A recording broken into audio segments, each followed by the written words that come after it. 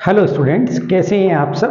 कभी कभी हम अखबारों की सुर्खियों में क्या देखते हैं कि घरों की ईएमआई कम हो गई, वाहनों की ईएमआई कम हो गई, वाहनों की ईएमआई बढ़ गई, घरों की ईएमआई बढ़ गई। ऐसा कब होता है और कैसे होता है, ये इस वीडियो के माध्यम से मैं आपको समझाऊंगा। आज का हमारा टॉपिक है 2024-25 की पहली मौद्रिक नीति समीक्षा। 2024-25 की पहली मॉनिटरी पॉलिसी ये कौन जारी करता है? ये भारतीय रिजर्व बैंक जारी करता है। और ये कब जारी करता है? ये हर 2 महीने में जारी करता है। तो इस तरह हम कह सकते हैं कि पूरे साल भर में 6 जो है वो मौद्रिक नीति समीक्षा मॉनेटरी पॉलिसी जारी की जाती है। रिजर्व बैंक जारी करता है तो हमें यह भी मालूम होना चाहिए कि वर्तमान में रिजर्व बैंक के गवर्नर कौन है। तो वर्तमान में रिजर्व बैंक के गवर्नर जो है वो शक्तिकांत दास है।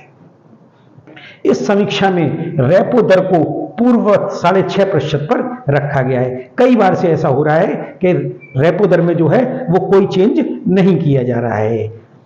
रिवर्स रेपो दर को जो है वो 3.35% पर रखा गया है।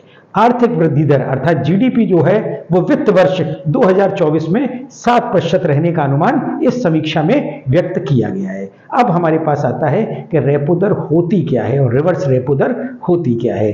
तो रेपो दर जो है, इस दर पर रिजर्व बैंक जो होता है वो शॉर्ट पीरियड के लिए, अल्पकालिक अवधि के लिए बैंकों को ऋण देता है।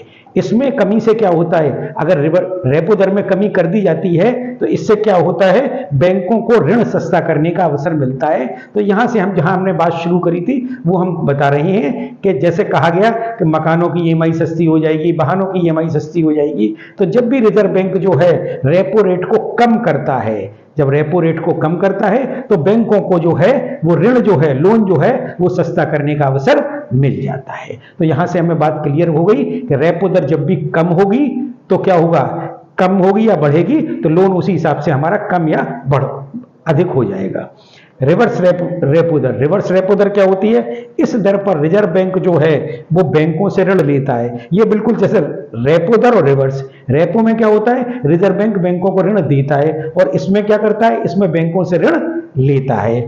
इससे क्या होता है, बैंकों की नकदी को संतुलित करने के लिए इसका उपयोग किया जाता है। इसी प्रकार की लेटेस्ट अपडेट प्राप्त करने के लिए आप हमारी YouTube चैनल से जुड़े रहिए और हमारी प्रतियोगिता साहित्य की करंट अफेयर्स मासिक पत्रिका का नियमित अध्ययन करते रहिए। धन्यवाद।